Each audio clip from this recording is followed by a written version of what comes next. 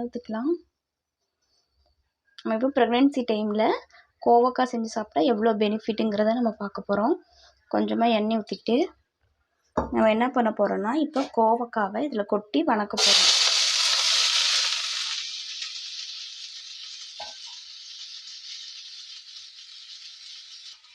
நல்லா எண்ணெயில் வணக்கிக்கலாம்.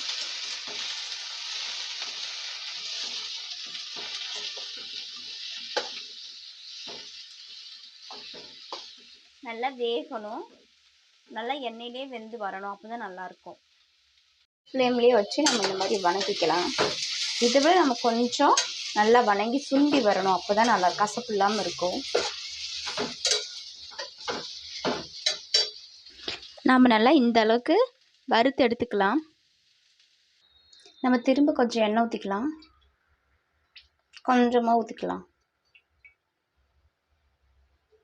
ஊற்றிட்டு கடுகு போட்டுக்கலாம். கடுகு கொஞ்சம் போட்டாச்சு, நல்லா உடையட்டும். கருவேப்பிலை கொஞ்சம், நம்ம வெங்காயம் கொஞ்சம் போட்டுக்கலாம்.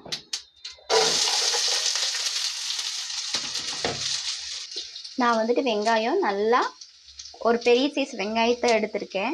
இதை நம்ம நல்லா கிளறி விட்டுக்கலாம்.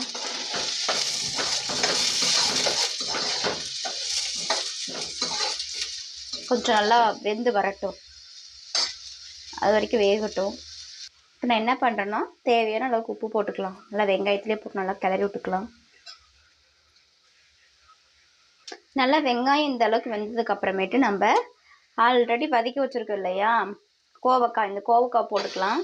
இந்த கோவக்காய் இந்த மாதிரி வதக்கி எடுக்கிறதுனால நமக்கு கசப்புத்தன்மை கொஞ்சம் நீங்கும். இந்த மாதிரி கசப்புத்தன்மை நீக்கி நம்ம சாப்பிட்டா அந்தளவுக்கு நமக்கு பயன் இல்லை. கசப்போடு சாப்பிட்டா நமக்கு ரொம்பவே பெனிஃபிட்ஸு. இருந்தாலும் பரவாயில்ல, இதுலேயும் நமக்கு சத்து, தேவையான சத்துக்கள் இருக்குது, நம்ம சாப்பிட்டுக்கலாம்.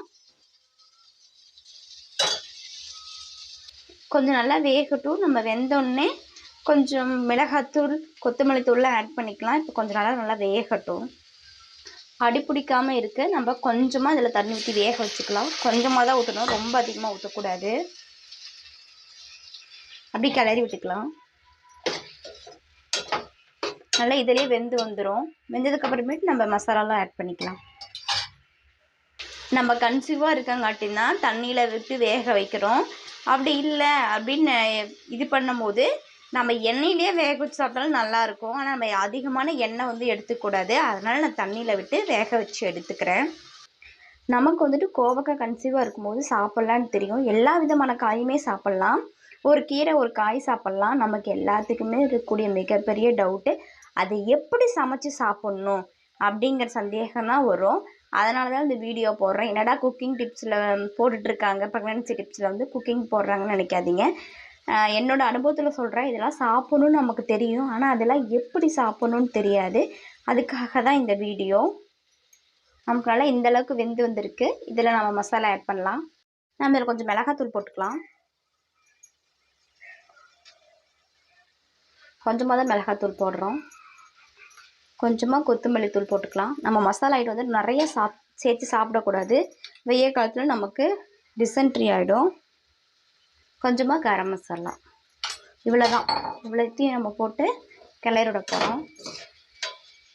தேங்காய் வேணுன்னா போட்டுக்கலாம், வேணான்னா விட்டுறலாம். நான் இன்றைக்கி தேங்காய் போடலை. நல்லா கிளறி விட்டுக்கலாம். ஒரு 2 நிமிஷம் நல்லா வேக விட்டுட்டு நம்ம அப்புறமா ஸ்டவ் வந்து ஆஃப் பண்ணிக்கலாம். இந்தளவுக்கு மசாலோட பச்சை வாசலாம் போனதுக்கு முன்னாடி நம்ம ஸ்டவ்வை ஆஃப் பண்ணிக்கலாம். தேங்க்யூ. நீங்கள் வந்துட்டு